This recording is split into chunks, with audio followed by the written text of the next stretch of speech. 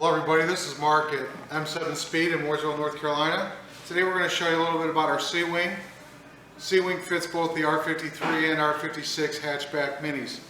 It's actually very functional, creates downforce for your car, looks really cool, really unique. And we have a Wing Warrior Club you can become a member of once you have a C-Wing installed on your Mini. Basically the C-Wing comes with four basic parts. You have your base, which replaces the stock factory spoiler on your hatch. This is the M7 version. It's fiberglass. It's white gel coated. Now this needs to be painted when you get it. It comes pretty much ready to paint, but it's going to need a little final sanding and finishing. Paint it your color. And then we also have the actual airfoil section. You can see the end, it's a true airfoil. This also is fiberglass gel coated and will need to be painted to however you want to do it. The C-Wing is also optional with different end plates. You have your basic original C end plate, which is modeled after the competition wing from Europe. And then we also have the new P end plate here, as you can see on this wing. This was designed by Murray Pfaff, who's the creator of Alter Ego, our project car. So we have the P wing or the C wing end plates. There's no additional charge for either one. This is the completely assembled wing. Now this has been painted flat black, and this is the one we're going to install today. The customer wanted it flat black, so that's what we've done. So stay tuned and we'll show you how this works. The first step we have to do, now this is an R53, there's two bolts that hold the factory spoiler in place. On R56 there'll be 5. But you just basically open your hatch, there's little plastic plugs here. Simply just pop those out and keep them, don't lose them. And then you get in here with a 10mm socket and simply remove the nut holding the spoiler in place. Okay, now we've already removed the 2 nuts from the inside that hold the factory spoiler in place. Next thing we want to do is remove this piece of drip rail or trim. It simply snaps in, snaps out. Just grab one end and gently pull it, and it'll unclip from the car. Set this to the side to put it back on when we're done. The next thing you want to do is use heavy masking tape or duct tape or gaffer's tape and tape around the outside where the spoiler meets the hatch and the roof, because we're going to have to cut through the tape. There's heavy duty, what they call VHB tape, very high bond tape, that holds this in place besides the 2 small screws. So the next thing we're going to show you is how to cut through that tape using stainless steel wire and a couple pair of vice grips.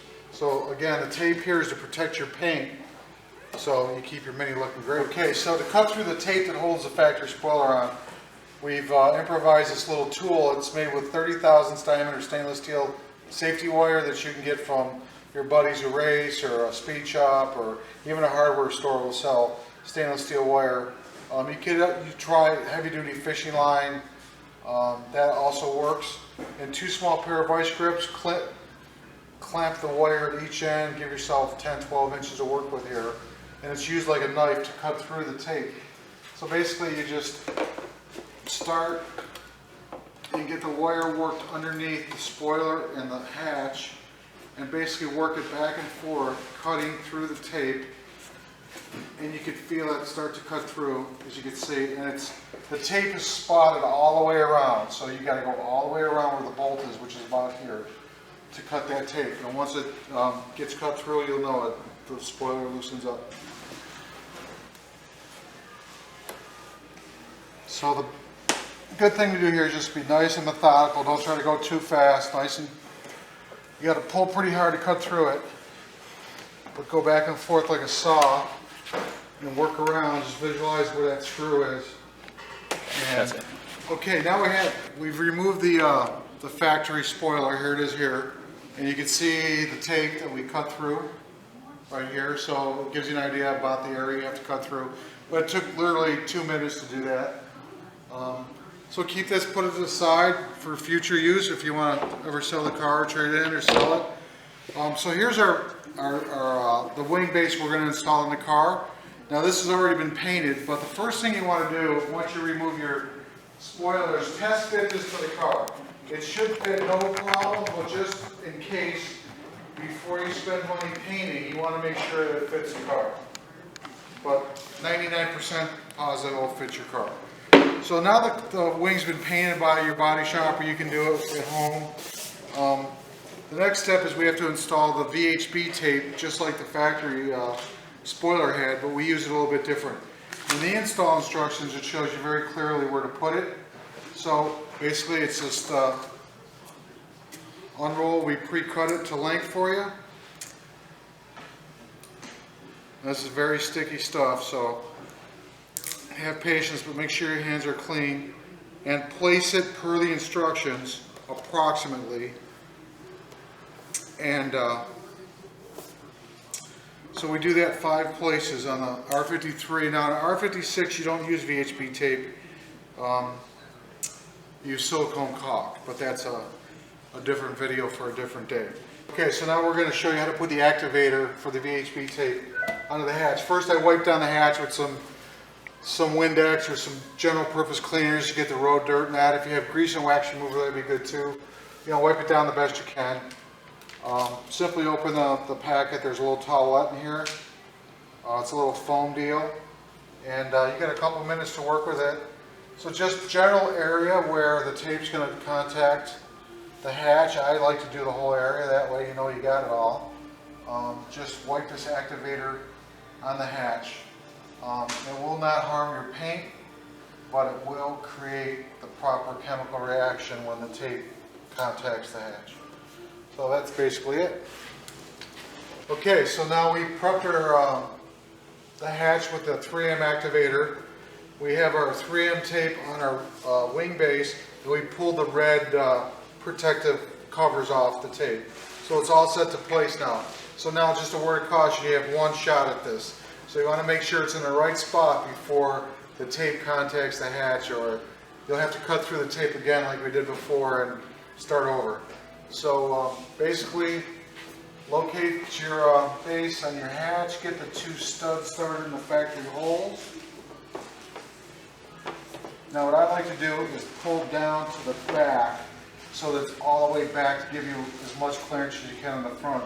So once the studs are in place and you got this pulled back, simply push down and press in place. Now that noise you heard was just the studs. It caught the edge of the hole a little bit, but it's no big deal. That's it. Basically, that's on. That's not going anywhere. And we still got to put the nuts on the back side. Okay, now we have our base installed. We got our 2 nuts put in and torqued to the right torque value, and now it's time to put the end plates on, either the P end plates or the C end plates. Very simple. We recommend you start in the middle position. There's 3 positions for the lower and upper wing. The more angle you have in the wing, the more downforce you will create for track days, but it also creates more drag, which kills your miles per gallon on the highway. So if you're running down the highway a lot, we recommend you keep the wing trimmed out as flat as you can get it, just for mileage. But when you get to track days and you want to create some real downforce, just angle the wings up and they'll create, you'll feel it too. So basically just install the screws that are supplied, stainless steel button heads in the middle hole. These will thread right in. Now this is all fiberglass, so you really got to be careful on how tight you make this. We recommend everything at 30 inch-pounds, and I'll go ahead and torque everything when I'm all done. So I have the 2 end plates installed, and the last step here is to install the actual airfoil. So the airfoil has a raised trailing edge that goes to the back of the car. We recommend you just grab some screws. Also start this in the middle hole. You can drop it down more if you want for highway use, as we recommend, but just get the holes lined up here.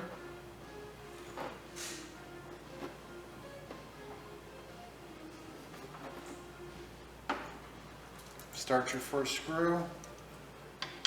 Okay, so now we got our airfoil installed. We're We're in the front hole, there's only one hole, but the back we're going to actually put in the bottom hole for highway use here. So basically we're just going to tighten these down, and when I'm all, as I said before, when we're all done, we're going to go ahead and tighten everything to 30 inch-pounds with a torque wrench. And that's basically it. That's how you install M7 C-Wing. It should take you no more than an hour if you have everything you need at hand. And it's a great looking piece. We hope you visit our website and buy one, www.m7speed.com. Thank you.